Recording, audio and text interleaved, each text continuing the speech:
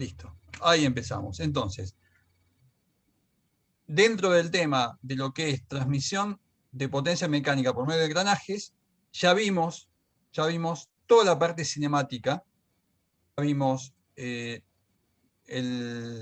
conceptualmente cómo son los perfiles de los dientes, vimos conceptualmente cómo fabricamos engranajes en forma individual, vimos cómo los combinamos para obtener cinemáticamente a partir de determinados datos de entradas, datos de salida, tanto en potencia como en condiciones cinemáticas, ¿sí? Y los diseños que hicimos hasta ahora de engranajes tienen que ver con condiciones cinemáticas. Hoy nos va a interesar ver cómo intervienen los componentes dinámicos, ¿sí? Que son los fundamentales para dimensionar cualquier equipo que tenga engranajes funcionando. ¿Mm? Entonces, nosotros ya vimos que cuando tenemos dos engranajes, ¿sí? Que están engranando, que están cumpliendo la ley, el teorema fundamental del engrane, ¿sí? Tenemos que en el punto de contacto entre ambos, ¿sí? Si yo trazo una normal por ese punto de contacto, ¿sí? Va a intersecar a la línea que une los centros, ¿sí? En un punto determinado. Este punto lo llamamos punto primitivo. Este punto primitivo demostramos además que es un invariante del sistema. Pues no importa en qué momento, ¿sí? Estén engranando ambos dientes, siempre la normal, ¿sí? La normal a la superficie del diente en el punto de contacto siempre va a pasar por el punto primitivo. Vimos también que los perfiles de los dientes tienen formas especiales, o sea que lo hacemos por lo general con el volumen de círculo, que se genera a partir de una circunferencia base, y vimos además que tenemos una relación entre las velocidades de rotación y los diámetros de los diámetros primitivos de las ruedas dentadas. Vimos también que la inclinación entre la normal a la superficie en el punto de contacto, ¿sí?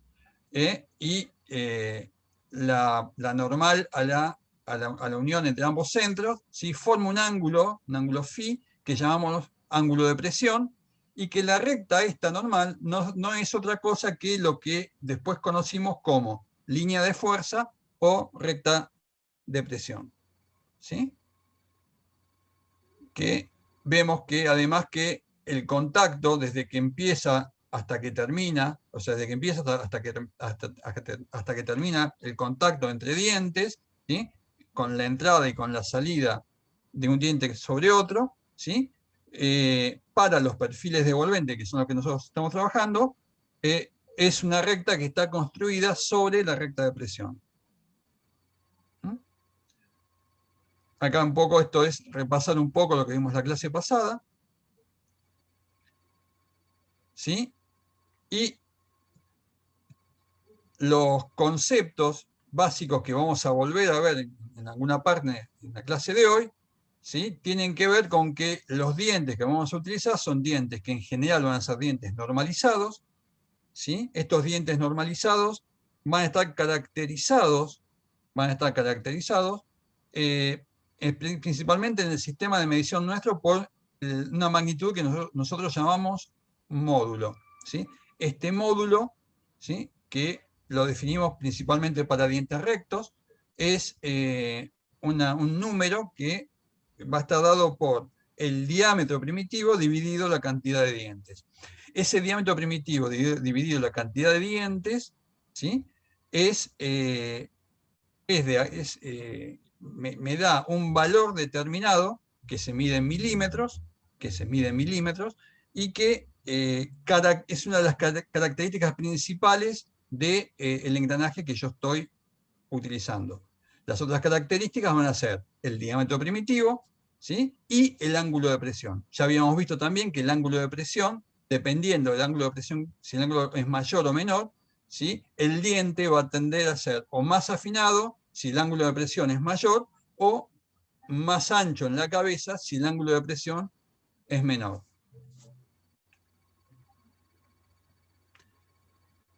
Bien. Entonces, dijimos que en esta clase íbamos a hablar de dinámica del engrane.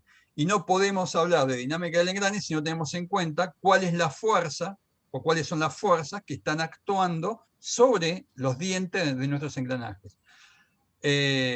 Entonces, para dimensionar un engranaje, lo primero que tengo que saber es qué fuerzas actúan sobre los dientes y cuáles son los efectos de estas fuerzas que actúan sobre los dientes. En principio, y esto es una pregunta abierta, prendan el micrófono y la cámara si tienen ganas. Entonces, ¿cuáles son los efectos de las fuerzas que se generan con respecto a las solicitaciones que actúan sobre el engranaje? ¿Qué les parece a ustedes que puede estar pasando? ¿Se puede generar una fatiga en la base de los dientes, por ejemplo? Se puede generar una fatiga en la base de los dientes. Pero más primario que eso todavía, ¿qué es lo que se... ¿Qué solicitación? ¿Qué Una solicitación? flexión. Una flexión. Una flexión. En principio, una flexión. ¿Sí? Esto es maravilloso. Lo que acabo de decir.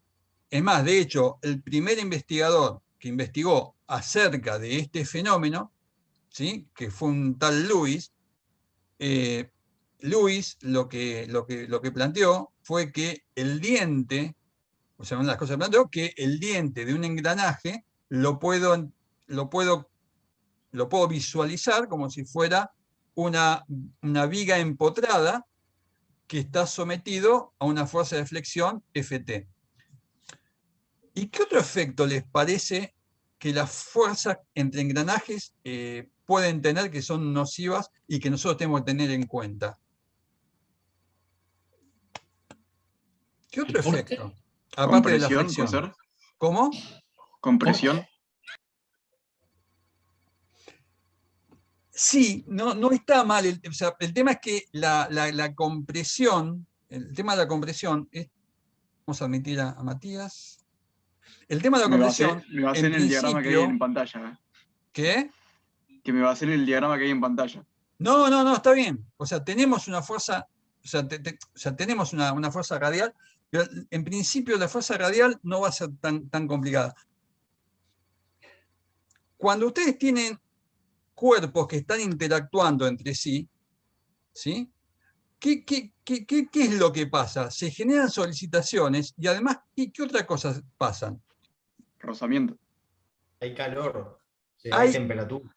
hay temperatura, hay un montón de cosas. Vamos a ver que todo lo que están diciendo en algún momento lo vamos a considerar o se va a considerar. Pero cuando yo tengo que diseñar engranajes, ¿sí? Tengo básicamente dos rumbos que son distintos y que hay que analizarlos. Uno es el tema de cuál es la solicitación que actúa sobre el diente, ¿sí? Que es el criterio de la flexión, ¿sí? Después le vamos a agregar un montón de cosas al criterio básico, pero en principio considero al diente de mi engranaje como si fuera una viga empotrada que está recibiendo una fuerza determinada. El segundo criterio que voy a evaluar es el criterio del desgaste. Entonces, cuando hablamos de dimensionamiento, vamos a ver dos criterios distintos. Un criterio va a ser el criterio de considerar a mi diente como una viga empotrada que está siendo flexionada por una fuerza, en principio Ft, que es la fuerza tangencial que flexiona a mi diente, Y segundo, ¿sí? El segundo criterio que vamos a ver es el criterio del desgaste. Es decir, en la medida que mi diente se desgasta, primero, ¿por qué se desgasta? Segundo, ¿es evitable el desgaste? No, o sea, le puedes poner lubricación, pero es por el rozamiento, ¿no? Que se va desgastando. Tiene que ver, ¿se acuerdan en la primera clase que vimos algo de tensiones de Hertz? Sí. Bien, tiene que ver con las tensiones de Hertz. Tiene que ver también con el desgaste por rozamiento, porque vamos a ver que no en todos lados el diente rueda sin deslizar, ¿sí? La zona donde rueda sin deslizar, nada más, vamos a ver que es en la zona de la circunferencia primitiva. Claro, por eso no llega como justo hasta el fondo, como que queda como en la mitad, es por eso, ¿no? Ajá, pero vamos a ver después cuando veamos esto. Entonces, dos criterios, ¿sí? Pero antes que nada, y esto me va a servir para los dos criterios, tengo que evaluar cuál es la fuerza Ft, ¿sí? O cuánto vale la fuerza F que está actuando sobre mi diente. ¿Y cuánto vale esa fuerza F o Ft? ¿Cómo calculo esa fuerza Ft?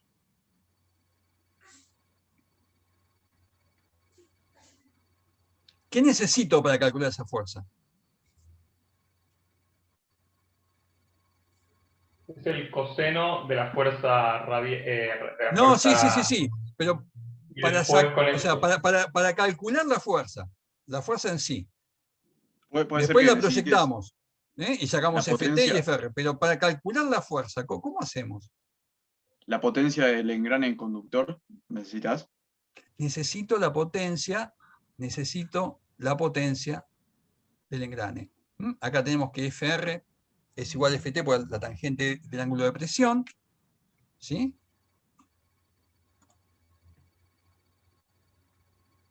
Podemos, en función de lo que ya vimos, podemos calcular las velocidades tangenciales.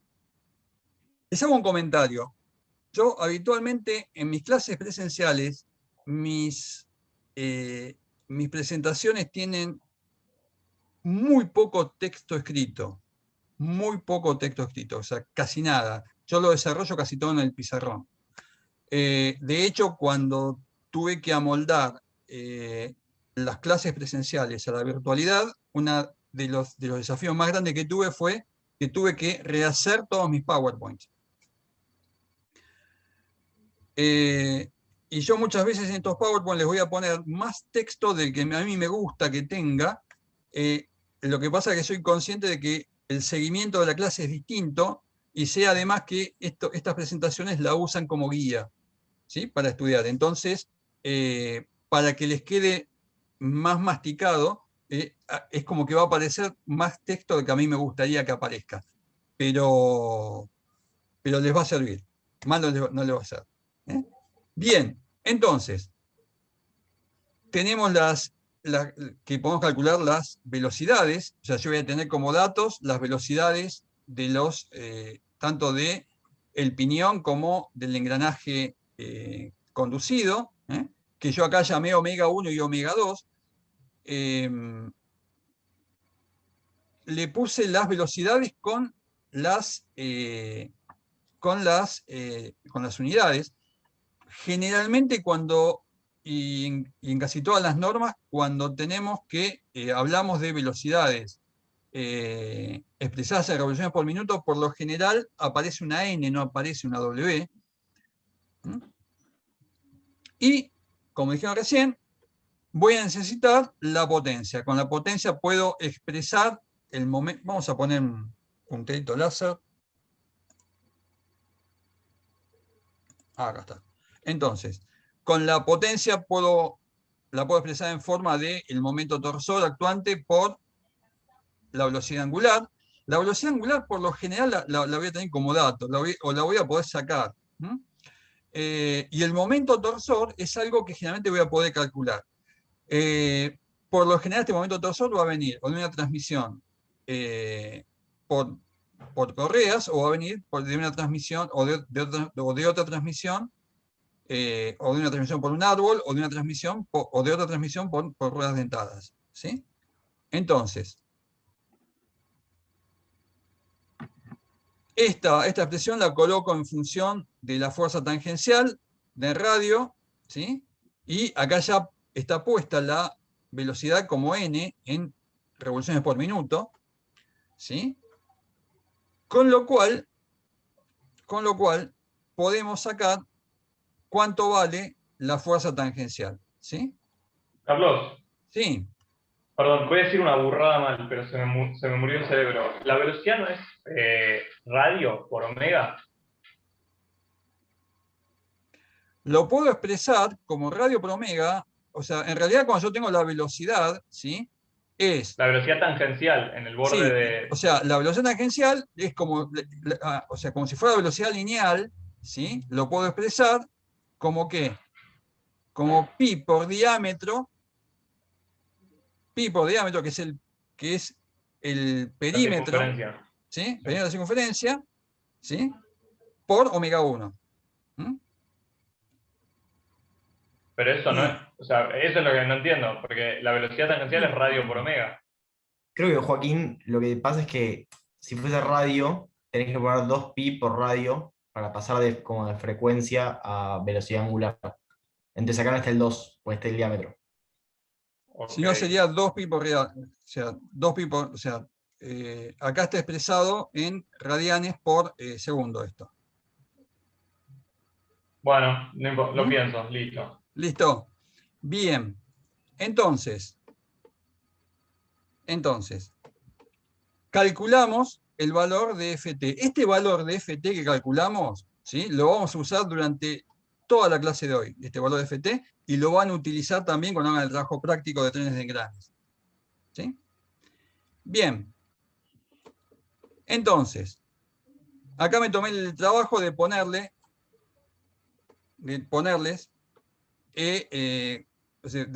cada, o sea, con todas las unidades que nosotros estamos utilizando en la fórmula. Bien, entonces, la pregunta que nos planteamos al principio de la clase es, y la pregunta que nos interesa es, ¿cuánta potencia podemos transmitir, ¿sí? Sin que el engranaje falle? Sin que no me pasen cosas como estas. Esto ya es una guasada, ¿no? Pero que el engranaje falle no solamente es esto, que el engranaje falle también es que tenga un nivel de desgaste tal que genere un nivel de ruidos y vibraciones que no sean admisibles con el funcionamiento de la máquina en la cual está funcionando. O sea, que el engranaje falle quiere decir que ya no puede cumplir adecuadamente para las funciones para las cuales fue diseñado. ¿Ok? Y ya vimos de antemano que tenemos dos criterios, se pueden pasar dos cosas. Puede ser que la flexión sea excesiva del diente, con lo cual puede llegar a pasar eventualmente lo que vemos en pantalla, o que el desgaste sea excesivo, ¿sí? Y los niveles de vibración y ruidos que generan son inaceptables. Bien, entonces, vamos a empezar por el principio. El primer modelo que vamos a ver y que vamos a analizar, y que es la madre de absolutamente todos los modelos, es el modelo de Lewis. Es un modelo que está hecho a fines del siglo XIX. Tiene un poco más o sea, tiene casi 200 años, ¿no? Pero bueno, funcionó, alrededor de 150 años más o menos tiene. Funcionó muy bien y sigue funcionando bastante bien. Antes que nada, vamos a ver un concepto que ustedes ya lo tienen, pero que no todos lo acuerdan. Cuando nosotros, ¿sí?, tenemos una pieza que todavía no conozco la forma, pero tenemos una pieza, una viga empotrada, ¿sí? De esta viga empotrada, lo único que conozco es el ancho que tiene, que es B, ¿sí? Y conozco el alto de la viga empotrada, que es T. El resto de la sección no lo conozco. ¿Y qué es lo que yo quiero hacer? Yo quiero hacer que, en función del eje X, o sea, cada sección que voy a tener va a ser rectangular, pero para que la resistencia de cada sección sea la misma, es decir, para que las tensiones por flexión que tengo aplicadas en cada sección sean las mismas, ¿sí? ¿Qué forma tiene que tener la viga esta? Tiene que ser más grande en la base y más chica en la punta, ¿no? Tiene que ser más grande en la base y más chica, más cerca de la fuerza F. Particularmente, la sección de mi viga donde está aplicada la fuerza F, ¿sí? ¿Qué superficie necesito que tenga? O sea, cero porque la distancia es cero de la fuerza. Cero. Cero. Pues el momento flexor acá, en este punto, es cero. ¿Sí? Entonces, esta sección tiene, que es una sección rectangular, que tiene una altura de 2i, y para arriba y para abajo, y tiene un ancho b, ¿sí? Este 2i va a ser máximo cuando 2i sea igual a t, y este 2i es mínimo cuando i está en x igual a h, que es la altura del diente, ¿sí? En el cual es 0. Bien, si nosotros planteamos para una sección genérica, ¿sí? Esta que está acá, por ejemplo, ¿sí? Si yo planteo cuánto valen las tensiones normales debidas a flexión en esta sección, van a ser las máximas y las mínimas.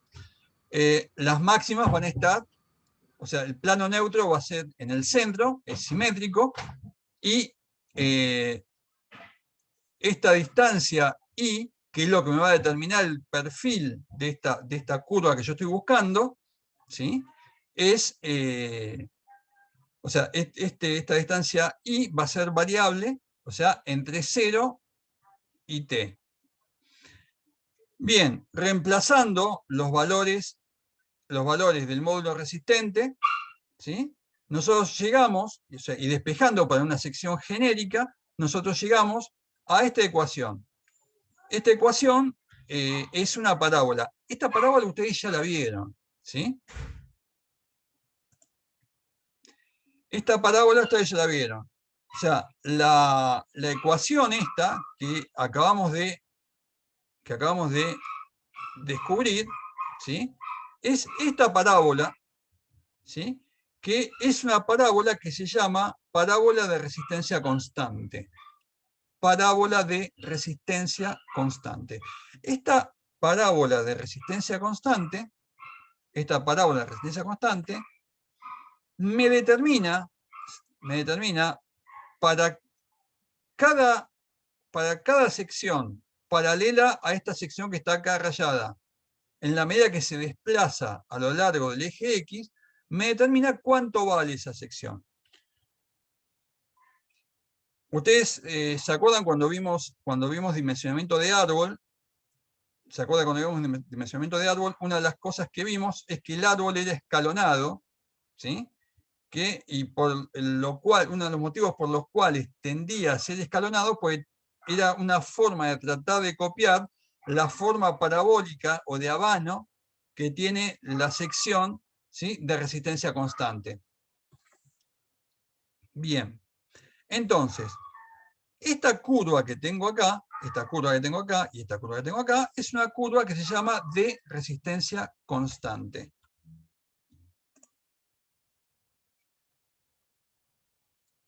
Bien, esto, como dicen los cocineros, lo dejamos reposar, ¿sí? Lo dejamos acostadito, y ahora empezamos con el modelo de Lewis. Expliqué esto aparte, ¿por qué? Porque lo vamos a utilizar dentro de 5 minutos. Y no quería desviarlo una vez que lo estamos explicando. Entonces, ¿qué es lo que dijo Lewis? Lo que dijo Lewis es, la carga F se aplica en el tope del diente. La carga F se aplica en el tope del diente. La componente radial de F, que es FR, para mí es despreciable. La carga F se distribuye uniformemente a lo largo del ancho del diente. Vamos a meter a Lucas. La carga F se distribuye uniformemente a lo largo de todo el ancho B del diente. B larga. Las fuerzas de fricción por deslizamiento son despreciables. Y no se considera concentración de tensiones en la base del diente. En realidad, cuando Lewis elaboró su modelo, esto último no lo dijo, pero tampoco lo consideró. Bueno, vamos a Bautista. Pues en la época de Lewis, todavía el fenómeno de concentración de tensiones no estaba tan estudiado como pasó años después.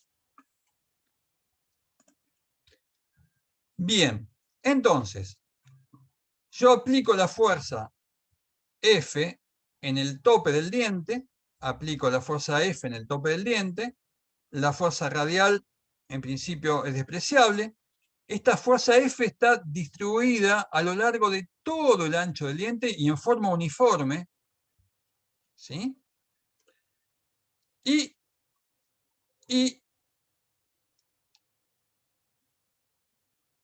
¿dónde voy a...? O sea, y yo trazo a partir de este punto a la altura H, ¿sí? A la altura H en la cual considero aplicada por la recta de acción de F, donde considero aplicada la fuerza tangencial, ¿sí? Trazo una parábola de resistencia constante, que fíjense que de alguna forma va copiando el perfil del diente, no demasiado preciso, porque en la parte donde yo tengo el radio de acuerdo, ahí tengo la menor sección posible. Bien. Si esta es una parábola de resistencia constante, ¿sí? ¿Cuál va a ser el punto que yo debería analizar de esta parábola? ¿Sí? ¿Qué sección debería analizar contrastándola con la realidad del diente? La que esté más alejada de eso. En donde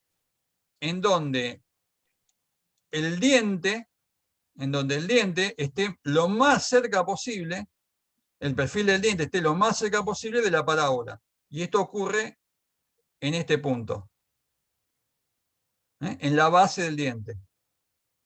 En la base del diente. ¿Sí? Esta sección es la más expuesta. Fíjense, ¿esta sección es la más expuesta? No. ¿Por qué? Porque aparte de esta sección, el diente tiene algo más de material. En este punto, el diente tiene algo más. En este punto, tengo que el diente, es la zona más expuesta. Es la zona del diente en la cual su superficie, ¿sí?, hace que su resistencia sea menor. Es decir, la parte más débil del diente, ¿sí?, es del diente considerado que está sometido solamente a flexión, es en la base, donde está indicado.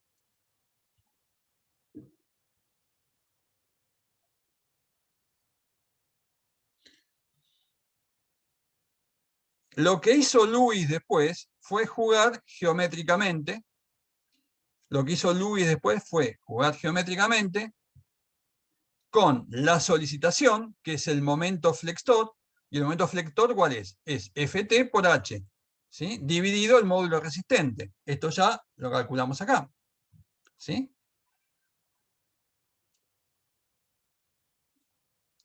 T es el ancho del diente. T es el ancho del diente en la sección más comprometida, en la base. T es el ancho del diente. O sea, el ancho del diente, o sea, no el espesor del diente B, el ancho del diente. ¿Sí? T es el ancho del diente en la base del mismo. ¿Sí? Y jugando geométricamente con la relación de triángulos, ¿sí? Y llamando I minúscula a esta relación, 2x sobre 3p, ¿m? Que viene, o sea, que sale de la relación geométrica, lo que hace Luis llega a una expresión en la cual relaciona la tensión actuante en la base del diente, que va a ser una tensión máxima en estas condiciones, La tensión máxima en cualquier parte del diente, debida a flexión, se va a generar en la base. ¿Sí? Este sigma que está acá es una tensión máxima. No una tensión máxima que es la máxima tensión que soporta el diente o algo por el estilo, sino es la máxima tensión que se genera en el diente debido a la fuerza F. Y esta tensión queda en función de la fuerza tangencial, el espesor del diente B, el paso circular y este coeficiente I. Este coeficiente I minúscula, ¿sí? Es un coeficiente de Lewis en función del paso circular. Si nosotros lo hacemos en función del paso diametral, que el paso diametral es la inversa del módulo nuestro que usamos nosotros, ¿sí? Nos queda esta expresión. Pero la que a mí me interesa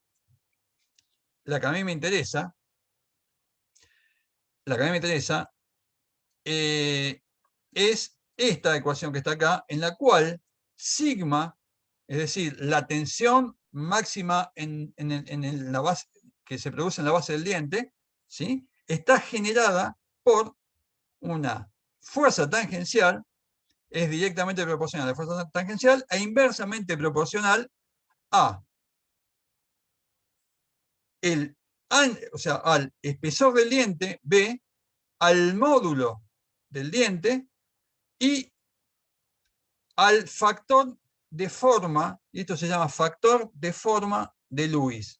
Factor de forma de Lewis, o factor de forma de Lewis en función del módulo, o factor de forma de Lewis en función de el paso diametral, ¿sí?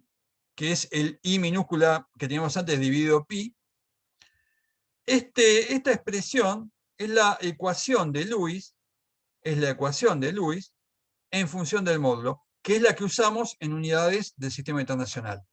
Las otras dos expresiones, esta que está en celeste y esta que está recuadrada también en celeste, ¿sí? Por lo general están dadas en el sistema inglés. Esta prácticamente no se usa, la que sí se usa en el sistema inglés es esta, y esta es la que vamos a usar nosotros, y por eso la puse resaltada en amarillo. Bien, esta es la máxima tensión que tenemos en la base del diente. Si yo ahora digo, ¿para qué me sirve esto? ¿Ustedes qué me dicen? Y para elegir el diente con el que vas a trabajar, porque si sabes que tenés esa tensión, tenés que dimensionar según esto, con seguridad, ¿no? Está bien, lo que vos me estás diciendo entonces es que yo debería buscar cuál es la resistencia del diente antes, para poder contrastar la resistencia del diente contra la tensión. ¿Esto me está diciendo? Sí, algo así. Eso es. Entonces, lo primero que hago es, primero, calculo cuál es la tensión que la tensión máxima que tengo en el diente. La tensión máxima que tengo en el diente va a ser la que está en la base. Es esta sigma. Esta sigma me da la tensión máxima. Y lo segundo que tengo que ver es averiguar de alguna forma cuál es la resistencia del diente. ¿Sí? Bueno, acá tienen el factor de Lewis. El factor de Lewis por lo general está o tabulado o lo tienen, o está tabulado o está en un gráfico.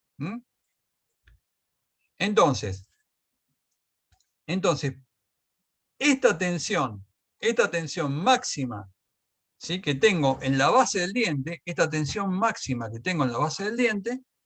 ¿sí? Gracias.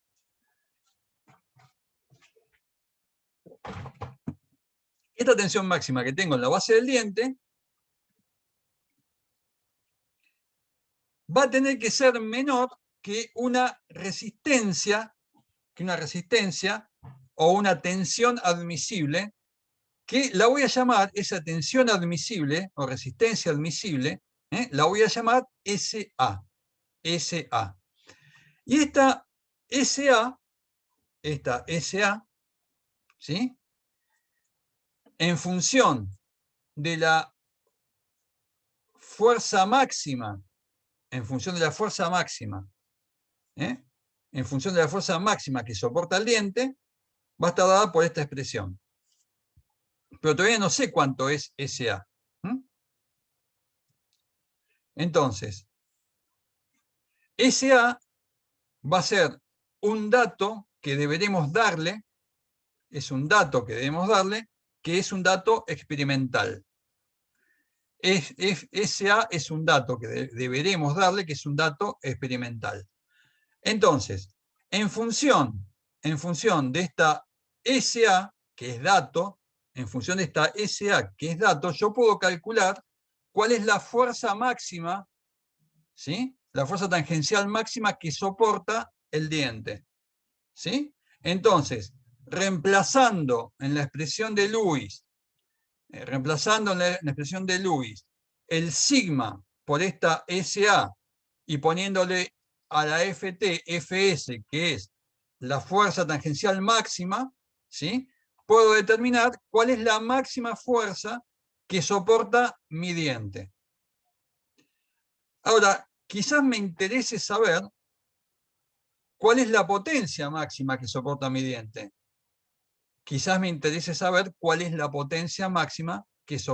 diente. Entonces, en ese caso, ¿sí?, reemplazamos los valores en la fórmula de potencia que vimos recién y tenemos que la potencia máxima, ¿sí?, va a estar en función de esta fórmula que está acá, donde acá Ft sería en realidad Fs. Acá tengo un error de tipeo. Acá sería Fs. ¿Sí?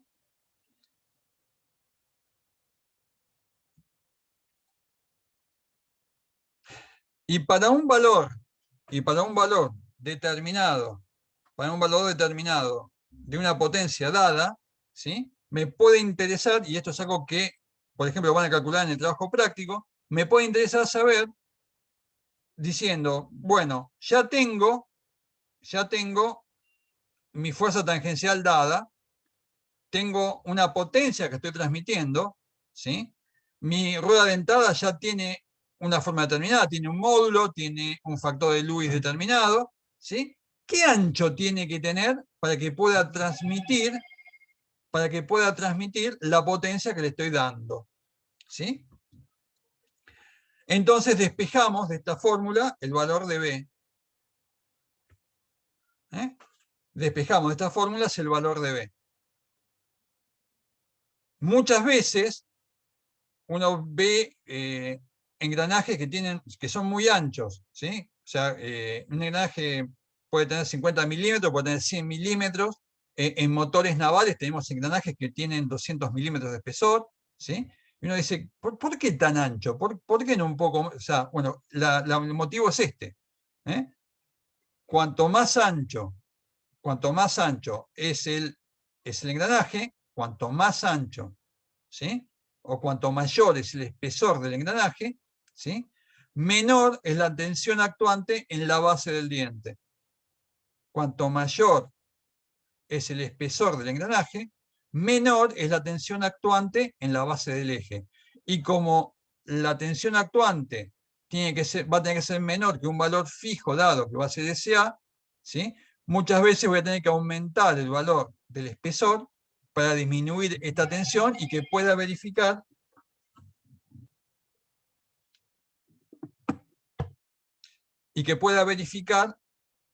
la condición resistencial de que la tensión actuante en la base del diente sea menor o igual que la resistencia del diente que está dada por el material, por la forma, por X motivo. Bien. Genial. ¿Les gustó el modelo de Lewis? ¿Qué les pareció?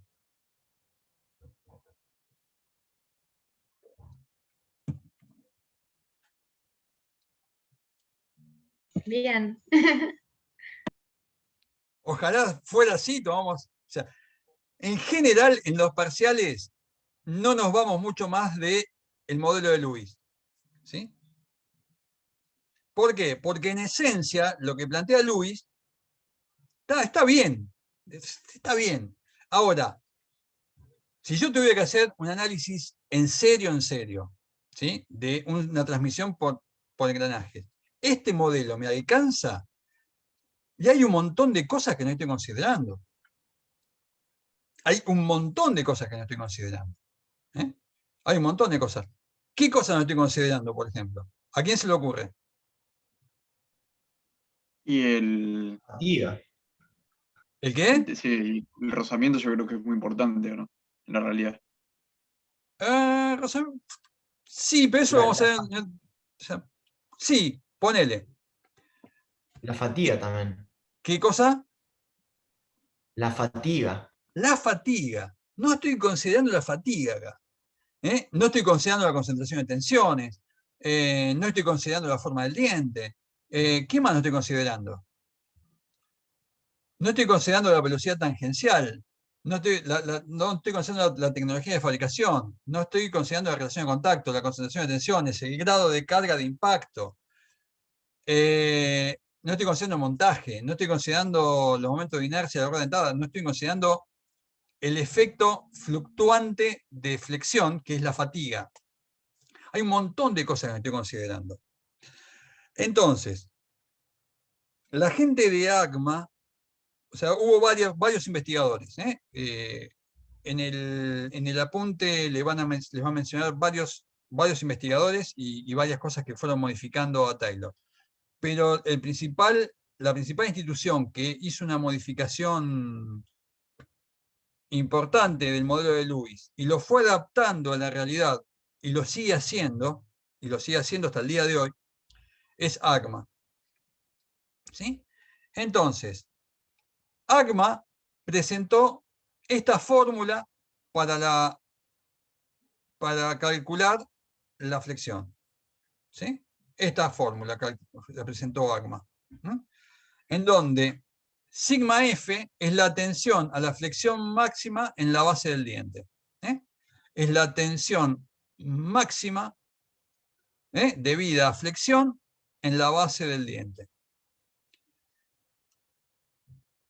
Le puso el F para simbolizar que era flexión y para que sepamos que este sigma F no es el sigma de Lewis anterior, sino que es distinto. Porque hay una modificación. O sea, se basan en el modelo de Lewis. Fíjense que tiene cosas muy parecidas. Aparece el FT, aparece B, aparece el módulo, que yo acá no soy de cambiar la nomenclatura en una misma presentación, pero a veces debo hacerlo y tengo que aclararlo por qué. Este M sub T que aparece en la fórmula de ACMA, para nosotros y para engranajes rectos, es lo mismo que el módulo M mayúscula. es lo mismo que el módulo M mayúscula.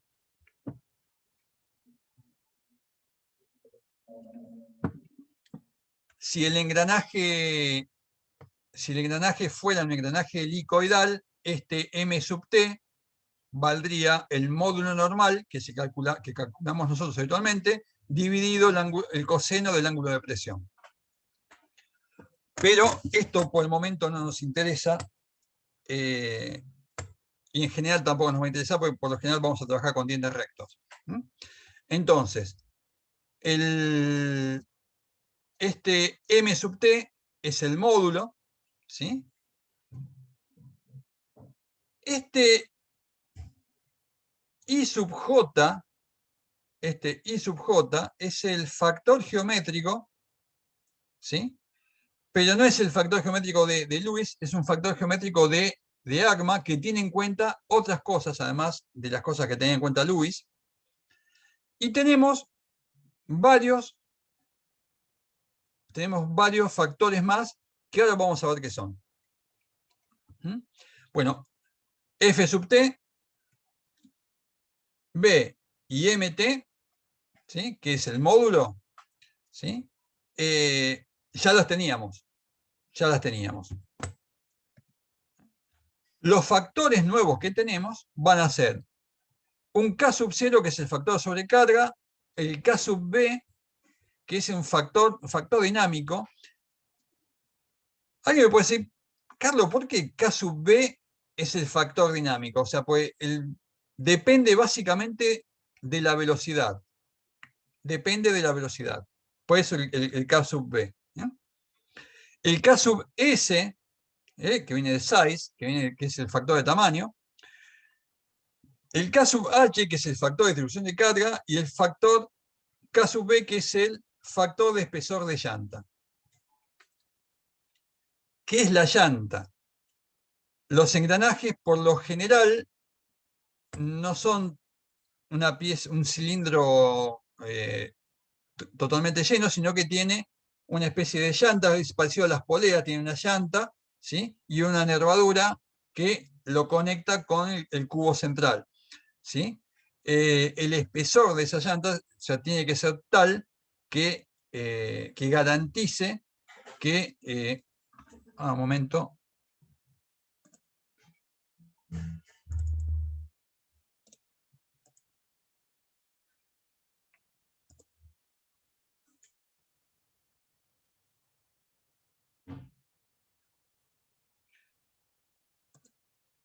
Hay un par de chats.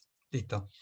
Entonces, la idea es que el espesor de la llanta debe garantizar, ¿sí? Debe garantizar que el diente actúa como si estuviera empotrado.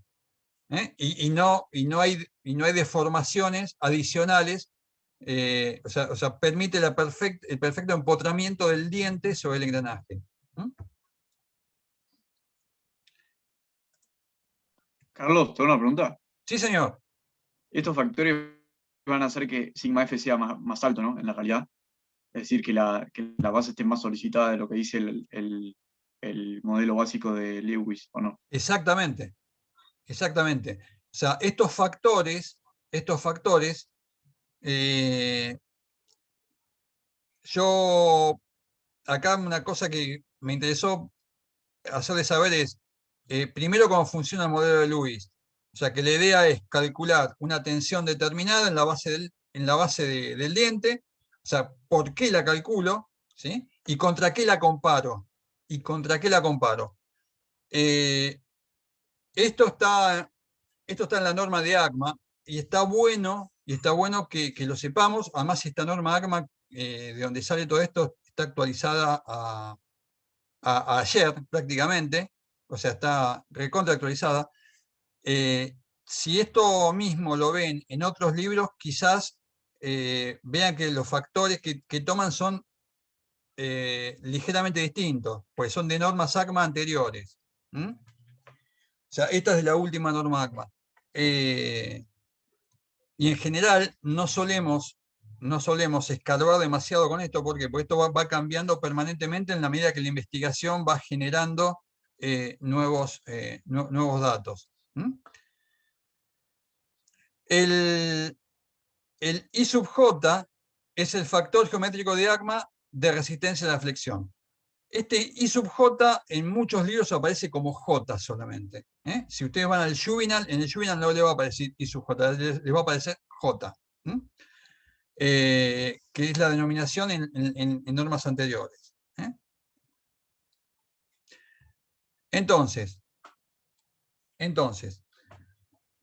cuando yo hago un refinamiento del modelo de Lewis, ¿sí?, en la fórmula de ACMA para flexión, ¿qué voy a comparar contra qué? Entonces, voy a comparar la sigma F, que es la tensión máxima en la base, o sea, que se genera por flexión en la base del diente, ¿contra qué? Contra una tensión admisible. Ahora, la tensión admisible,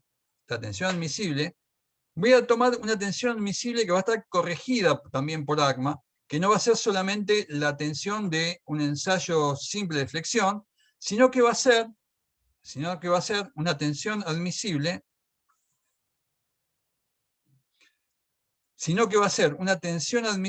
que va a estar corregida por algunos coeficientes específicos que pautó ACMA. Entonces, la tensión admisible corregida para flexión va a ser igual a una sigma FP, que es la tensión admisible para flexión, multiplicada por un factor de tensión cíclica, es decir, un factor que considera el efecto de fatiga, y lo vamos a dividir por un factor de seguridad y por un factor de temperatura y un factor de confiabilidad. Y finalmente lo que voy a hacer, voy a calcular el sigma F, y este sigma F que calcule tiene que ser menor o igual, ¿sí?, que la tensión admisible corregida para flexión. Es decir, comparo la fórmula de ACMA contra la tensión admisible corregida.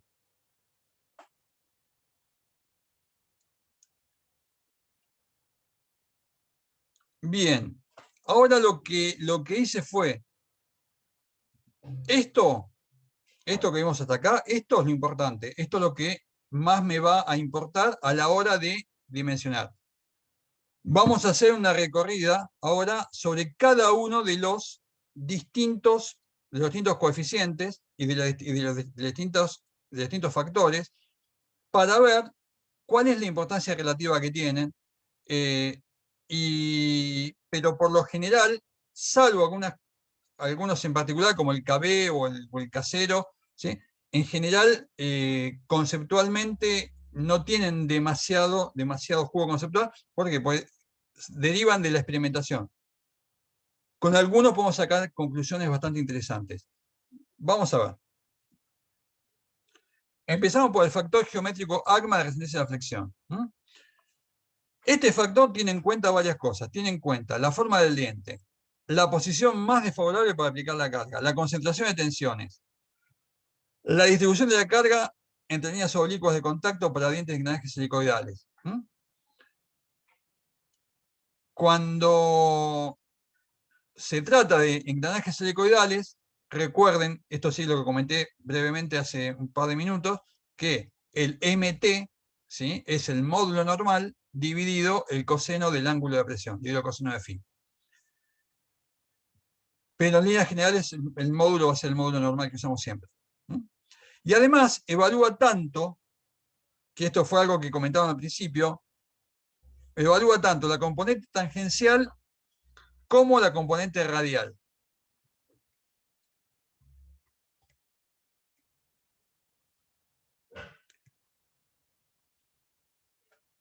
El valor de este factor genérico, este factor geométrico de ACMA de resistencia a flexión, tiene matemáticamente esta expresión, ¿sí?, en la cual I es el factor de forma del diente, que es el factor original de Lewis, y tenemos el C sub psi, que es el factor de superpresión helicoidal, el factor K sub F, que es el factor de corrección de tensiones, el factor MN, que es la relación de repartición de carga. En líneas generales, es tan complicado calcular matemáticamente este factor que ACMA se tomó el trabajo de tabularlo, este factor, y hay 66 hojas de tablas de estas en la norma ACMA, en la cual, ¿sí?, para distintos tipos de engranes, o sea, con corrección, sin corrección, para 20 grados de ángulo de presión, para 14 y pico, para 25, o sea, para distintos ángulos de presión que tienen, ¿sí?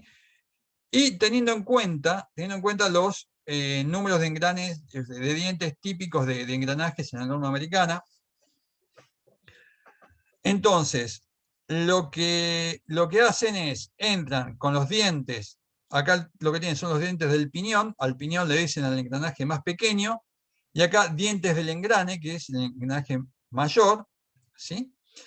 Y, por ejemplo, para un diente, para un engrane en el cual el más pequeño tiene 21 dientes, el piñón, ¿sí?, y 26 la rueda, el engranaje mayor, ¿sí?, o el engranaje conducido, tenemos los valores tanto para el piñón como para el engranaje conducido. Si ustedes se fijan, el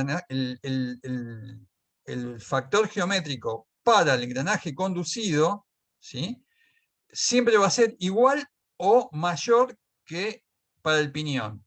Lo cual esto tiene que ver con el hecho de que el engranaje más grande es más resistente, ¿sí?, con lo cual se generan menores valores de tensión. En algunas combinaciones aparece la letra U, en otras combinaciones aparece la letra T.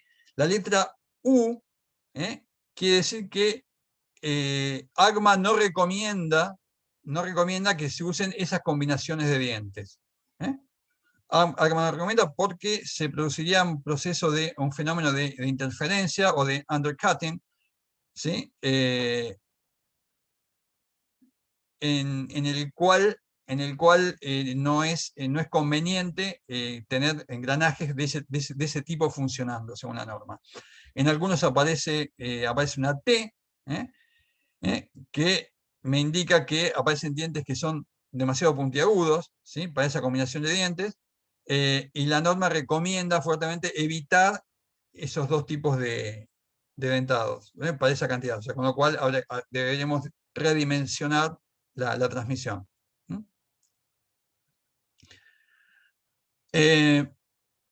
Para dientes rectos, habitualmente se suele usar también, para calcular el I sub J, este gráfico, ¿sí?, en el cual tenemos el factor geométrico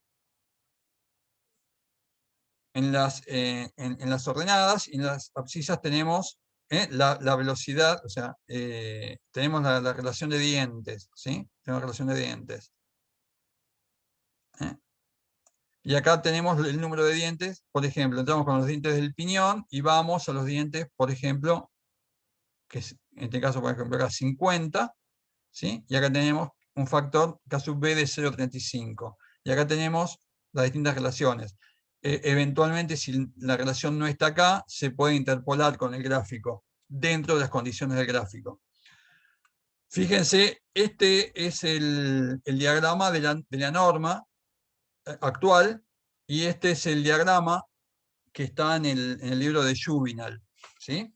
El diagrama es prácticamente el mismo, nada más que Juvenal lo llama J, no lo llama I sub J.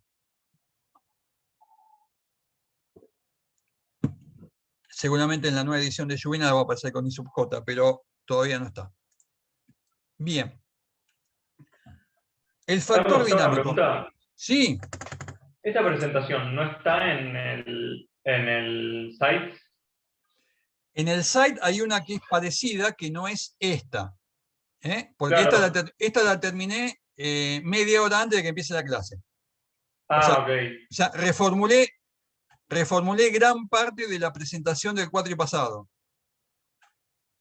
Claro, sí, yo estaba mirando y es re No, distinto. o sea, tiene algunas cosas parecidas, pero está totalmente. O sea, esta presentación la voy a subir esta noche. Perfecto. Y la otra, la guía actualizada, digamos, que dijiste al principio de la clase, es la de Está en Pacal y material de Mañé, clases teóricas. material de clases teóricas. Vos entrás en la página de clases teóricas, ¿sí? Está En bien, clases sí. teóricas tenés dimensionamiento de engranajes 1 y 2. Perfecto. Es la de Pacal y Mañé, ¿no? La de Facal y Mañé. Listo. Joya. Guille y Javi para los amigos. Bien.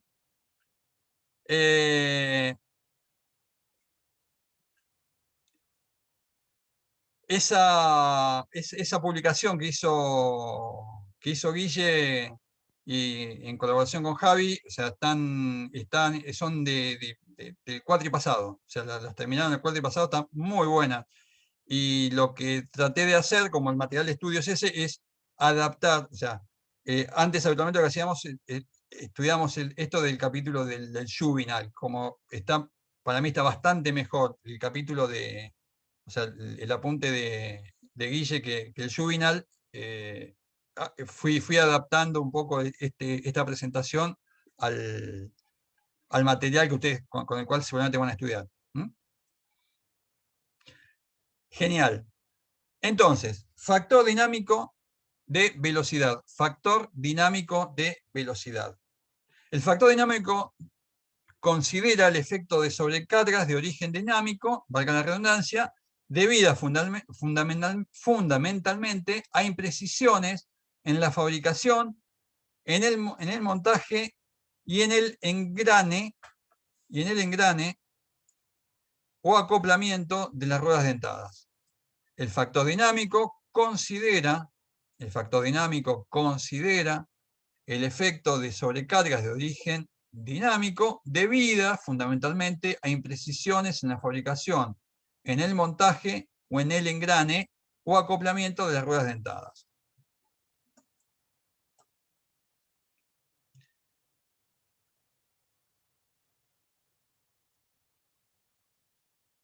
Bien. Entonces, ¿qué les parece a ustedes que es importante de esto?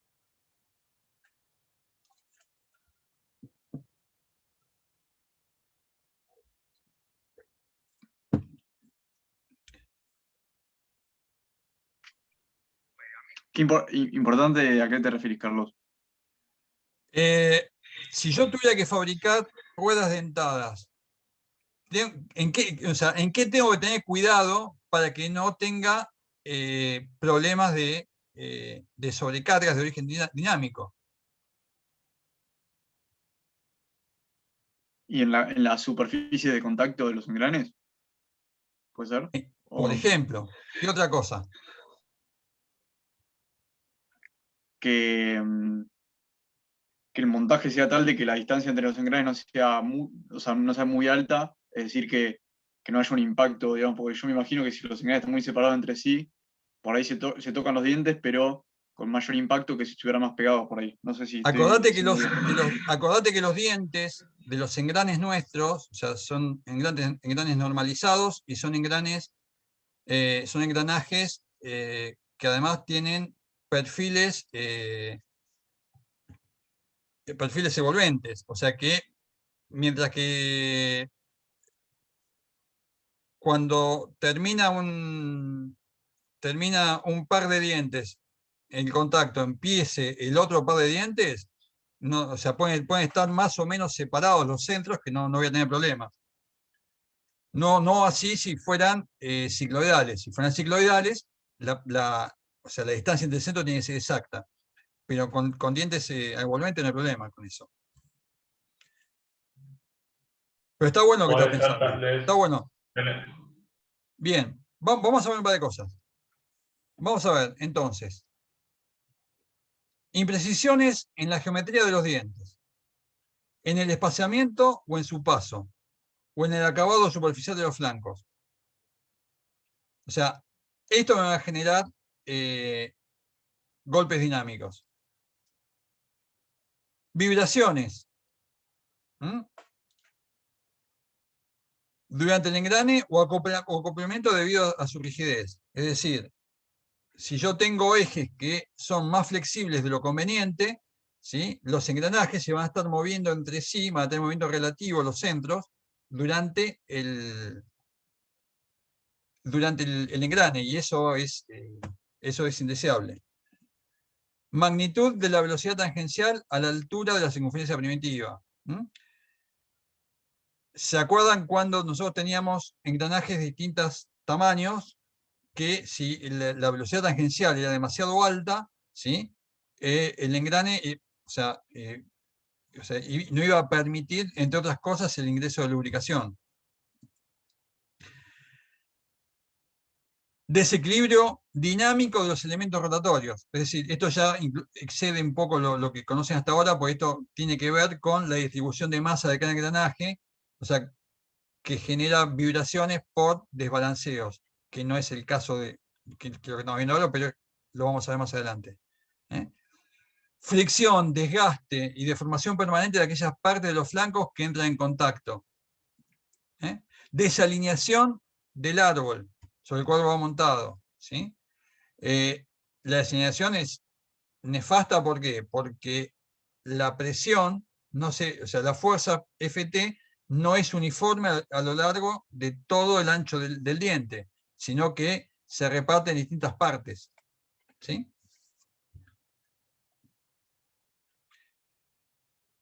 Genial.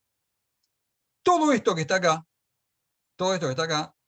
me va a dar algún tipo de nivel de precisión con la cual yo he fabricado mis ruedas dentadas, ¿sí? Y ACMA me da una tabla con distintos valores de AB, ¿sí?, donde AB es la precisión con la cual yo he calculado con la cual yo he fabricado mi rueda dentada. En realidad, este gráfico se los mostré porque está en la norma, ¿sí?, pero no solemos utilizarlo. ¿Por qué? Porque muchas veces es muy complicado determinar cuál es el AB que corresponde, el número AB que corresponde a cada proceso, ¿sí? No es muy sencillo. Entonces, de esto que dijimos acá, nos damos cuenta que el principal factor del cual depende el K sub B es la tecnología de fabricación. O sea, el K sub B depende de qué cosa, de la tecnología de fabricación. Tenemos como tecnología de fabricación, recuerdan, tenemos el tallado de fresa con disco, el piñón cortante, ¿sí?, la cremallera cortante, y el método Pfeiffer, que es con fresa madre o creadora, que es lo mismo. Estos son los principales métodos. Aparte de estos métodos de fabricación primaria, perdón un segundito, vamos a enchufar.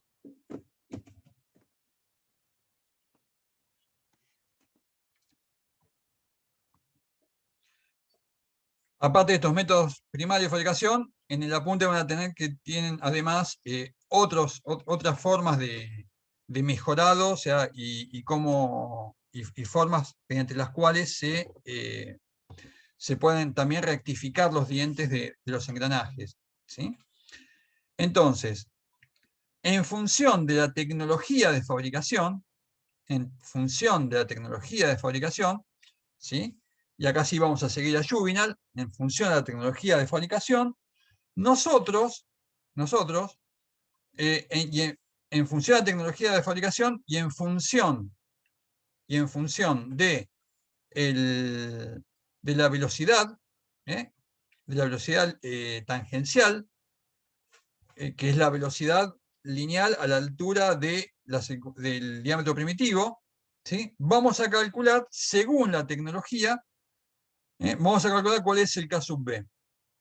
Y el K sub B va a ser mayor cuando las tecnologías de fabricación sean más rudimentarias y va a ser menor cuando las tecnologías de fabricación sean muy, muy finas, muy precisas. Juvenal para cada sector con distintas tecnologías, ¿sí? A, B, C, D, E, ¿sí? propone valores distintos de K sub B. ¿Sí? Esto sería para K sub B para una tecnología, por ejemplo, de fresadora, ¿sí? Esto sería para una tecnología de creadoras, y esto sería para una tecnología de creadoras con terminación superficial rectificada.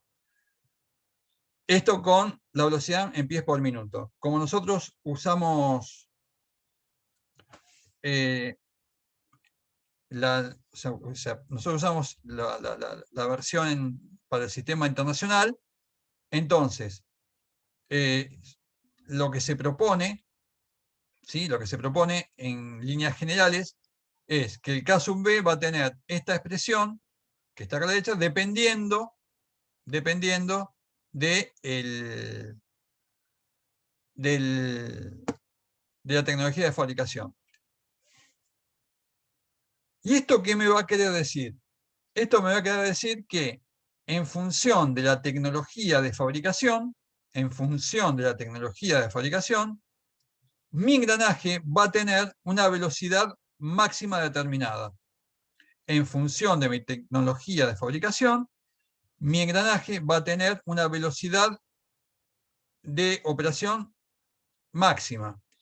Entonces, si yo tengo engranajes que están tallados con fresadoras solamente, ¿sí? Las velocidades máximas que voy a tener van a ser del orden de los 10 metros por segundo, de los 5 metros por segundo. Si yo tuviera engranajes hechos con el método de piñón o de cremallera, las velocidades angulares van a ser máximas que voy a tener, las velocidades lineales máximas que voy a tener, van a ser del orden de los 10 metros por segundo. Y si yo tuviera engranajes hechos con creadoras, las velocidades lineales, ¿sí? o las velocidades tangenciales a nivel de la circunferencia primitiva van a ser del orden de los 20 metros por segundo. ¿Y esto en qué se traduce? En el que si yo necesito más velocidad en mis engranajes, ¿qué voy a tener que hacer? Voy a tener que gastar más dinero en tener una mejor tecnología de fabricación. Entonces, ¿por qué es importante determinar el K sub B y por qué es importante determinar cuál es la tecnología de fabricación y cuáles son las velocidades operativas que yo voy a tener? Porque en función de las velocidades operativas que yo necesite, ¿sí? me va a determinar si yo puedo mandar a fabricar, o sea, en forma muy económica, en forma menos económica o en forma muy cara lo que yo tenga que producir. O sea, no es un tema para nada menor.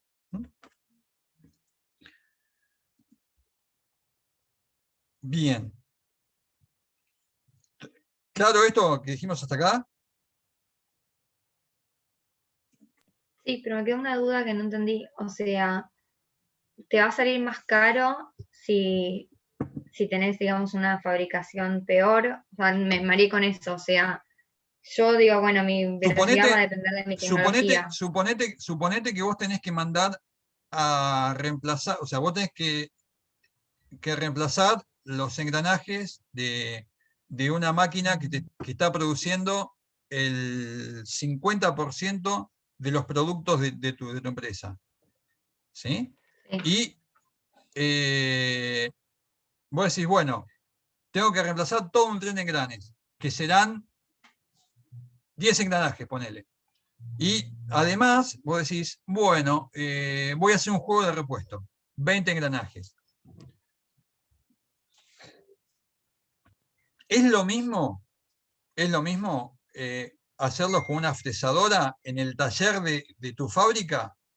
¿O mandarlos a hacer con una creadora a un taller especial? Y me imagino que no. O sea, me No, imagino que no, si te lo va a puedo costar producir en por mi lo menos fábrica, 5 o 6 veces me va a más te va a salir costar. menos. ¿Sí? Entonces, Si lo mando para ahora afuera, bien, me decís, o sea, mandarlo afuera, o sea, si vos ya tenés, por ejemplo, claro, sí. vos en tu fábrica tenés una fresadora, en el taller de mantenimiento de tu fábrica hay una fresadora que se está muriendo de risa. Y tenés un operario capacitado para manejar la fresadora. ¿Sí? Y que tiene las fresas con los módulos de los engranajes que vos necesitas. Sí. Pero vos decís, che, ¿cuál es la velocidad tangencial que está teniendo mi tren de engranajes en esta parte? Y te sale que son 15 metros por segundo. Y vos decís, estoy en el horno. O sea, porque si yo lo hago con la fresadora, ¿sí? Voy a tener interferencias, se va a trabar. O sea, la fresadora no me va a dar la calidad que yo necesito para el Claro, nivel de velocidad que tengo. pero no tendría que ser al revés. Yo no tendría que ya adaptar mi proceso para que, o sea funcional. No, ¿Entendés lo que vos digo? tenés tu proceso ya, o sea, vos tenés tu proceso de producción. Tu proceso de producción requiere que esa máquina funcione. Que esa máquina funcione requiere que los engranajes, que vos en principio no sabías, o sea, hasta que no te toca el bolsillo, vos decís, che, si yo no hago una parada de servicio, ¿sí? Y cambio estos Sí. engranajes, ¿sí? Yo voy a dejar la planta fuera de producción durante 1 o 2 días, más vale que sea entre sábado de la tarde y domingo de la noche, y no que sea entre martes y miércoles cuando tenga que entregarle a mi cliente. Sí, obvio. ¿Sí? Entonces, para hacer la salida de servicio programada, digo, bueno, hay que hacer los engranajes. Y bueno, hay fresadora, los hacemos. Ojo, puede que no los pueda hacer con fresadora, que necesita hacerlo con tecnologías que son más caras. ¿Sí? Claro, sí. En la medida que la tecnología es más precisa, es más cara. En la medida que es más precisa la tecnología de fabricación, es más cara la fabricación. Ok, ¿Sí? pero en esa que es más precisa, que es más cara la fabricación, es cuando tenés un menor KB. Cuando tenés un menor KB. Ah, perfecto. Esa era mi duda. Genial. Tenés un menor KB. Bien. Bueno, el factor de sobrecarga. El factor de sobrecarga, ACMA considera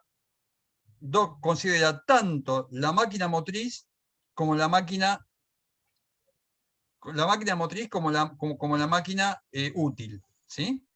¿Por qué? Porque puede haber intermitencias, ¿sí? Tanto en la máquina útil, donde genera un hueco de potencia y el motor le da mucha potencia y no se transmite, después se transmite de golpe. Y también puede ser por las intermitencias que tenga el motor. ¿Sí? Entonces, en función de las condiciones de la máquina motriz y de la máquina conducida o máquina útil, entonces se genera un factor de sobrecarga determinado. ¿Sí? El hecho de que sea uniforme, choque moderado, choque pesado, esto va a depender de las condiciones de funcionamiento de la máquina útil. La máquina útil puede estar entregando potencia, o sea, puede estar entregando en forma uniforme, en forma continua, por ejemplo, un telar que está generando hilados, ¿sí? O puedo tener una estampadora, ¿sí? Entonces, que es absolutamente intermitente, en el cual tenemos choque pesado permanentemente. Entonces, en función de las características de la máquina útil y en función de las características del motor, ¿y el motor cuándo es uniforme? Por lo general son uniformes los motores eléctricos y las turbinas de gas de velocidad constante. Choque liviano, tenemos turbinas hidráulicas y motores de combustión interna de muchos cilindros. De hecho, por ejemplo, si yo les digo motor de combustión interna de muchos cilindros, ¿qué es lo primero que se les viene a la cabeza?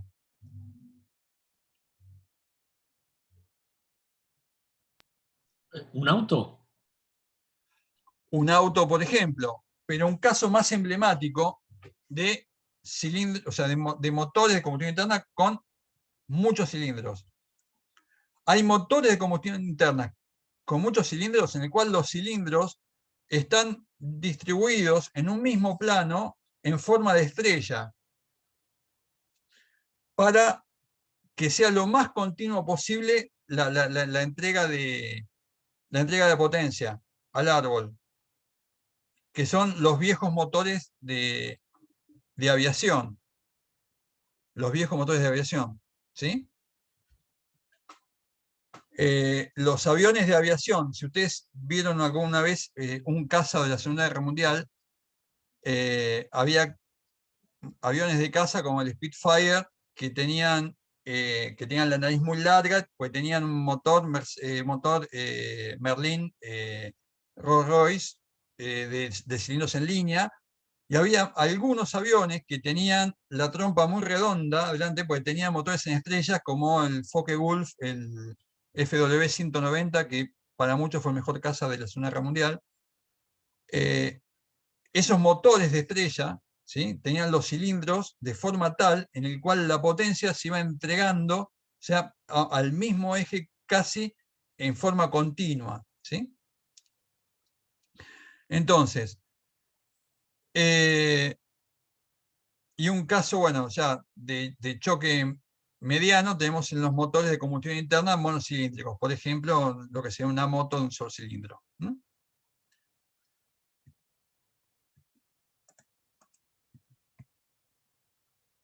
Bien, el factor de tamaño, o size factor, ¿sí? Este factor de tamaño refleja la falta de uniformidad en las propiedades físicas del material, considerando el conocido efecto de tamaño absoluto en los fenómenos de fatiga. Entonces, el factor de tamaño, esto o sea, hubo varias corrientes de investigación para esto. Una corriente de investigación que la hizo Richard Budinas sacó esta fórmula para el tamaño para el factor de tamaño, en donde el KB no es otra cosa que el KB de la fórmula de Marín. Él calculó el factor de tamaño con el factor de tamaño de la fórmula de Marín, ¿sí?, y adaptándolo.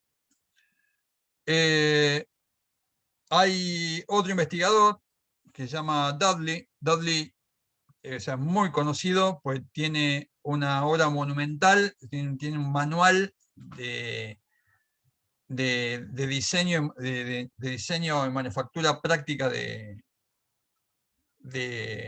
engranajes, y por lo general, el KSUB, o sea, el KS lo sacan en función del módulo, que de alguna forma me da una relación bastante buena de las dimensiones del diente, ¿sí?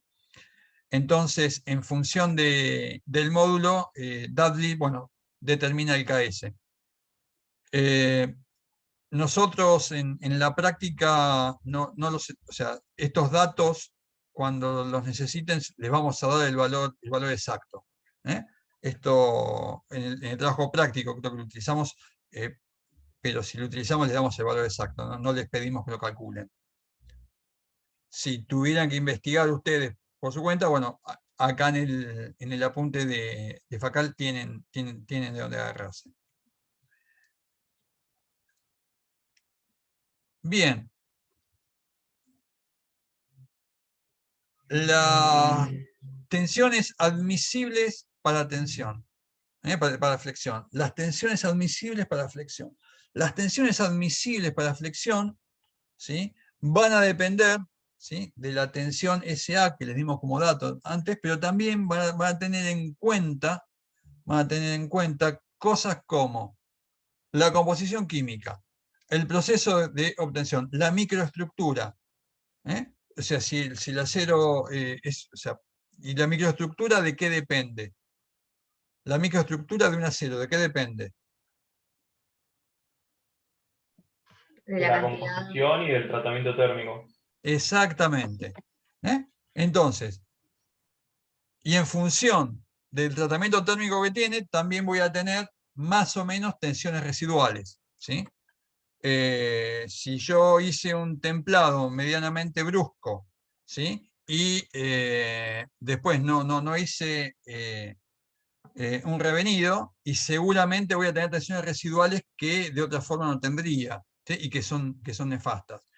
Entonces, acá a nivel de ejemplo les puse para distintos tipos, o sea, esto tiene en Newton por metro cuadrado, que son megapascales, ¿sí? ¿Cuáles son las resistencias? ¿Sí? Las mayores resistencias están para materiales que están, o sea, que tienen endurecimiento por carburación, ¿sí? Pero esto ya excede un poco la idea de la clase de hoy.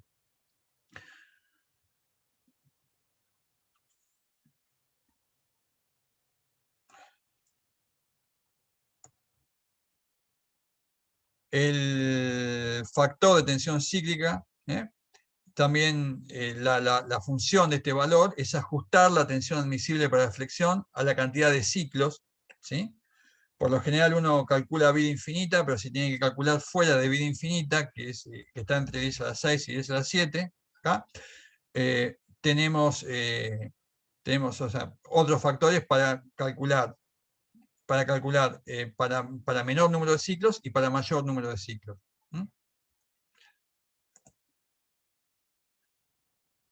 Y finalmente tenemos dos factores más, que son el factor de temperatura y el factor de confiabilidad.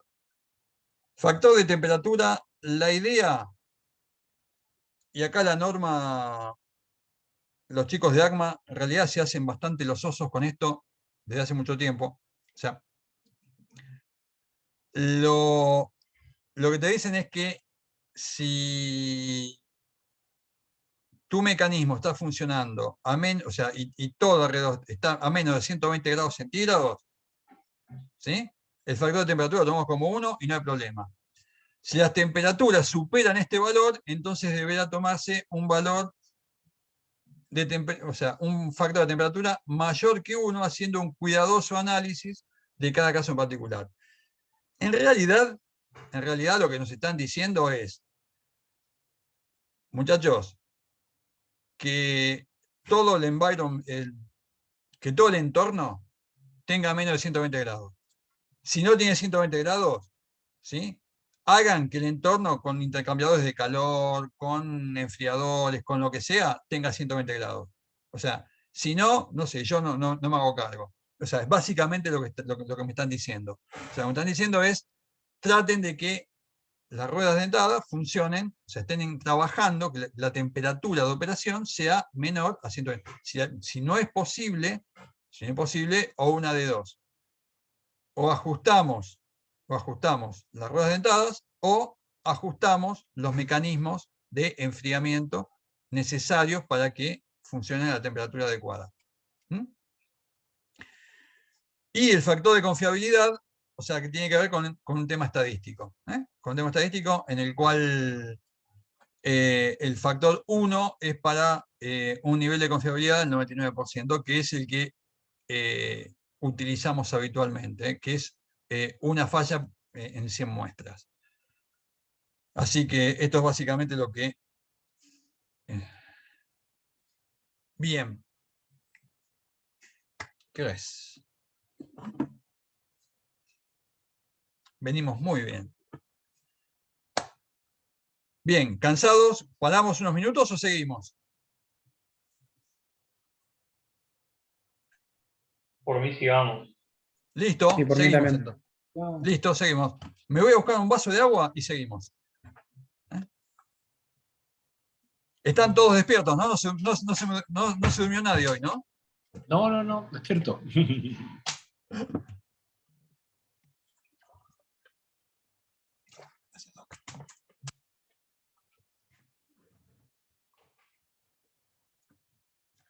Bien.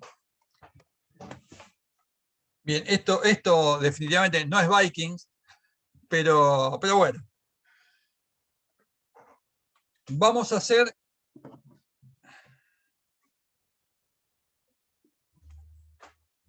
Vamos a ver la última parte.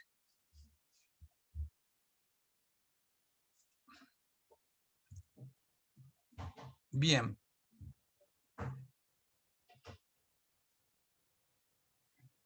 Fíjense una cosa. En esta foto la tendría que haber ampliado y no lo hice.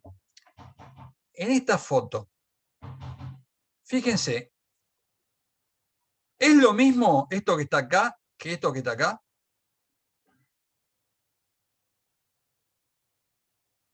Evidentemente hay desgaste, tanto acá como acá. ¿Sí? De esta foto de desgaste, ¿qué es lo primero que salta a la vista?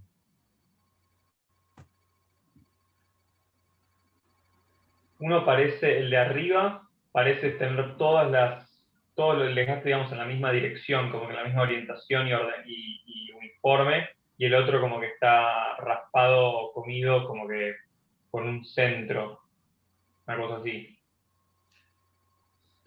Lo primero, a mí cuando yo vi esta foto, lo primero que me llamó la atención es que, che, ¿por qué esta parte del diente está hecha pelota, técnicamente hablando, y esta parte no? ¿Qué es lo primero que ven, que detectan acá? O sea, ustedes van a cambiar este elemento de máquina, ¿sí? De una máquina productiva de ustedes. O en la naviera Albigini, por ejemplo, en un buque, en un yate de lujo diseñado por el ingeniero Albigini, tenemos que en un engranaje de propulsión lo sacan así. Mauro, ¿qué es lo primero que ves acá? Y yo ahí puedo llegar a ver una desalineación entre los ejes. Exactamente. O sea, lo primero que vemos es que hay un problema o bien de montaje, ¿sí? O bien de funcionamiento, o sea que, pero cuando está funcionando, evidentemente los ejes están desalineados, porque la presión es mucho mayor en esta parte que en esta. Eso es lo primero. Mauro, cuando tengas tu astillero y hagas un yate de lujo, me vas a invitar, ¿no? Obvio, Carlos. ¿Qué? Obvio. Te tomo la palabra. Ah, Bien. Entonces, lo primero que veo es esto. Lo segundo que veo, que también ustedes lo notaron, es que el desgaste, o sea, ¿por qué el desgaste no es todo parejo? ¿Por qué no está todo rayado acá? Acá está, esto está picado. ¿Ve? Acá se ve mejor, acá está picado. ¿Ve que está picado? Y acá está rayado. Vamos a volver a ver esta foto.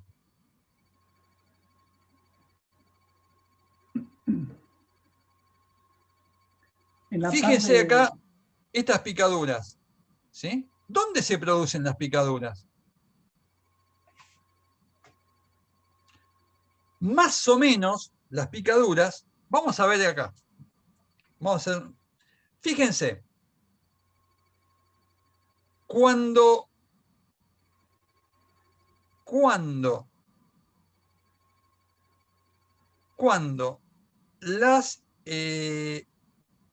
las superficies en contacto de los dientes están alejadas de la circunferencia primitiva, los dientes no solamente ruedan, entre comillas, ruedan sobre la superficie, sino que además que se deslizan. Tanto en la parte superior del diente, que es donde mayor contacto hay, y en la parte inferior del diente, ¿sí?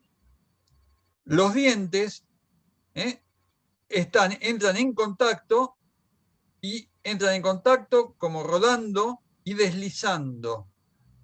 En la única parte del contacto entre dientes en las cuales tengo una rodadura pura, es en el contacto a nivel de la circunferencia primitiva, o en el punto primitivo, que está acá. En el entorno de la circunferencia, o sea, de la circunferencia primitiva, en un entorno de la circunferencia primitiva, ¿sí? Los dientes es como que se comportan como si fueran dos cilindros, ¿sí? Que van rodando sin deslizar. ¿Y qué fenómeno se producía con la rodadura esa sin deslizar de dos cilindros en las superficies? Cuando tengo dos fuerzas. Por acá tengo dos fuerzas, o sea, acá tenemos como si fueran dos cilindros, o sea, a nivel de la circunferencia primitiva, ¿sí? Tenemos como dos cilindros, esto se comporta como dos cilindros en el cual unos tienen una fuerza F y una fuerza F de cada lado, ¿sí? Que están rodando sin deslizar. ¿Y qué fenómeno se producía con ese tipo de mecanismo? ¿Tensiones de qué? Tensiones de contacto, ¿eh? O tensiones de Hertz. ¿Se acuerdan de eso? Bien. Cuando lean el apunte está bien desarrollado, tranquilo. O sea, si tuviéramos que desarrollarlo acá en clase, tendríamos que tener una clase solamente para desarrollar este tema. Pero básicamente, la idea que quiero que tomen es que, y ahora sí vuelvo acá, es que en la zona de la circunferencia primitiva, yo voy a tener que el desgaste, ¿sí? Se va a generar básicamente por tensiones de Hertz. Se va a generar por tensiones de Hertz. El desgaste en esta zona, en la zona alejada de la circunferencia primitiva, el desgaste se va a producir básicamente por abrasión. ¿Y cuándo se producen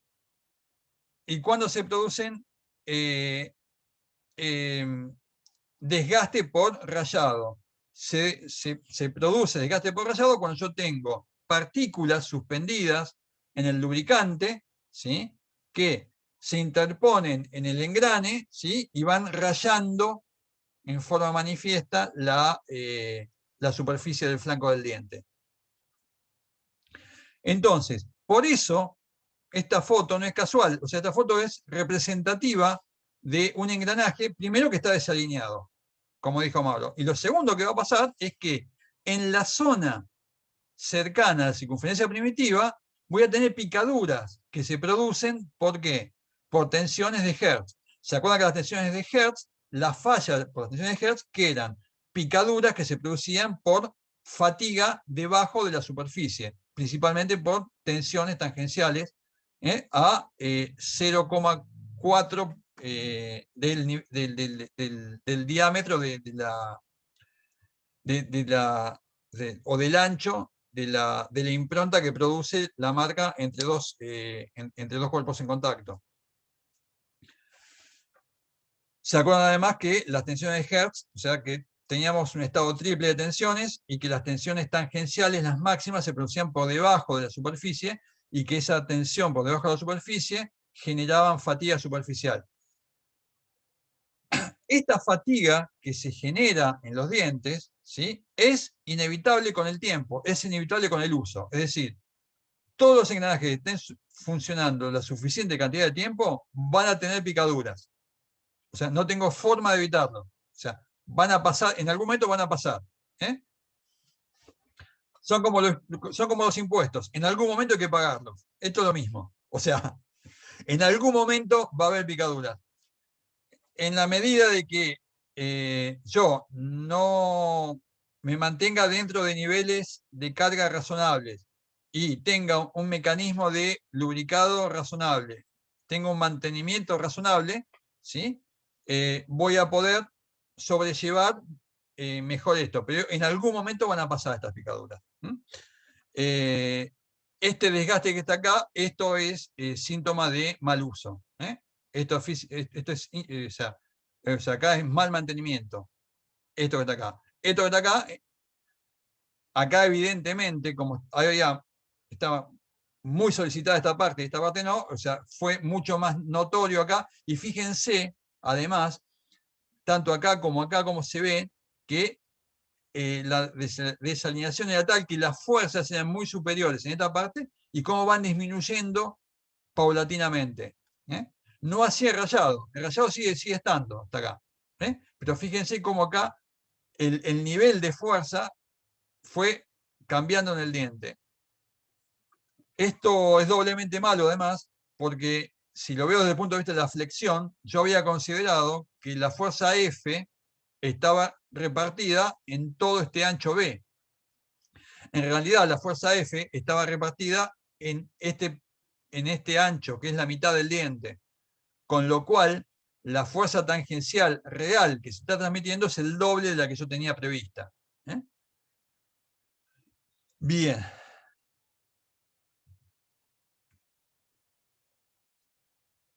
Entonces, el señor que investigó este fenómeno fue un tal Earl Buckingham, que era inglés. Con ese nombre y apellido no podía ser de otra forma. O sea, ruso no era seguro.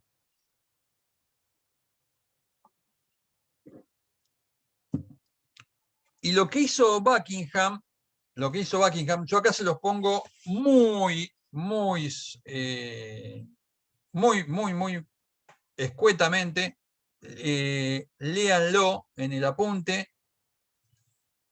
Leer todo esto en el apunte es un dolor de algo, pero hay que leerlo. Está bueno, porque después además de ahí salen preguntas para los teóricos y es bueno que lo sepan. Este dibujito se los di vuelta para que lo vean más fácil, ¿sí? Pero Buckingham lo que hizo fue determinar cuál era la tensión, de contacto máxima en el punto primitivo. Buckingham determinó primero cuál era la tensión de contacto máxima. ¿Sí? Y después de determinar cuál era la tensión de contacto máxima, ¿qué es lo que hizo? Dijo, bueno, si la tensión de contacto máxima es esta, ¿sí? ¿Y de qué depende esta tensión de contacto máxima? Esta tensión de contacto máxima depende de muchos viejos conocidos, ¿sí? Y depende de algunos conocidos que son nuevos, ¿sí? Los viejos conocidos es el FT, ¿sí? El K sub 0, el K sub B, el K sub S, son viejos conocidos. El D1, Z1, el ZI, este es nuevo, el D1 es el diámetro primitivo, ¿sí? Y otros conocidos, y otros viejos, y otros nuevos conocidos como el KH, el KZ, que vamos a ver qué son. Y ahora bien, esta tensión de contacto máxima, ¿contra qué lo comparo? Y lo voy a comparar contra una resistencia de contacto o una tensión admisible corregida para durabilidad superficial. Entonces, si yo tengo que diseñar por desgaste, voy a aplicar el modelo de Buckingham, voy a calcular el sigma H, ¿sí? Y voy a determinar este sigma H de forma tal que tiene que ser menor que la tensión admisible o resistencia admisible para durabilidad superficial. Entonces, voy a tener el SAH, ¿sí? La tensión admisible va a depender de la tensión admisible para durabilidad superficial, que está tabulada, ¿sí? Y distintos factores. Un factor que tiene en cuenta la fatiga, un factor que tiene en cuenta la dureza. Es muy importante que las superficies de los engranajes estén lo más pulidas posibles y que sean superficialmente lo más duras posible. Por eso no es, es habitual que para engranajes de altos desempeños, ¿sí? Engranajes de acero de alto desempeño, de alto desempeño se los suele someter a tratamientos de carburado. También se les hacen tratamientos de nitrurado, o sea, pero los tratamientos de carburado, cuando están bien hechos, me aseguran que una capa determinada de la superficie de contacto va a tener una dureza que va a ser muy superior a la dureza general del resto de la pieza.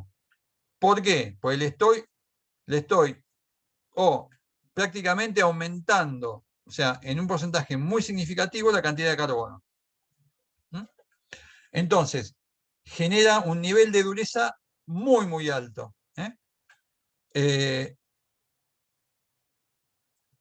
Voy a tener también que voy a usar un factor de seguridad para durabilidad superficial, que esto va a depender básicamente va a ser siempre mi coeficiente de ignorancia. En cuanto yo tenga más certezas, este coeficiente va a ser muy cercano a 1. En la medida que tenga más dudas o incertezas, va a ser un poco más alto. Y un factor de confiabilidad. ¿Sí? Y para la tensión de contacto máxima, ¿sí?, que la voy a comparar contra la resistencia, ¿sí?, voy a usar un coeficiente de elasticidad que depende de los materiales, ¿sí?, la fuerza tangencial, que es una vieja conocida, el factor de sobrecarga, el factor dinámico, que depende de la velocidad, el factor de tamaño, que ya lo vimos, un factor de distribución de carga, que tiene que ver, o sea, en cómo comparten la carga los dientes, ¿sí?, un factor de condición superficial para durabilidad superficial, ¿sí?, y un factor geométrico AGMA para durabilidad superficial, que no es el mismo que vimos antes, aunque depende de algunas cosas que ya vimos.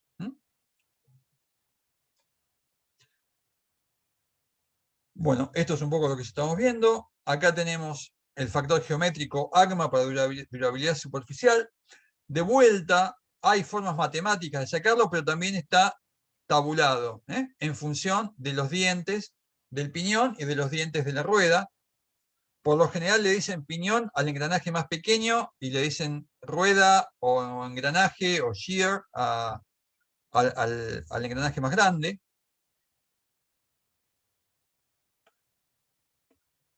El factor de tensión cíclica está de vuelta, está tabulado en función de los ciclos, ¿sí? Y con esto terminamos, entre comillas. Yo terminé, ustedes no. Ustedes van a terminar cuando el fin de semana le peguen una ojeada a los 2 apuntes que les recomendé. Carlos. Un segundito, por favor.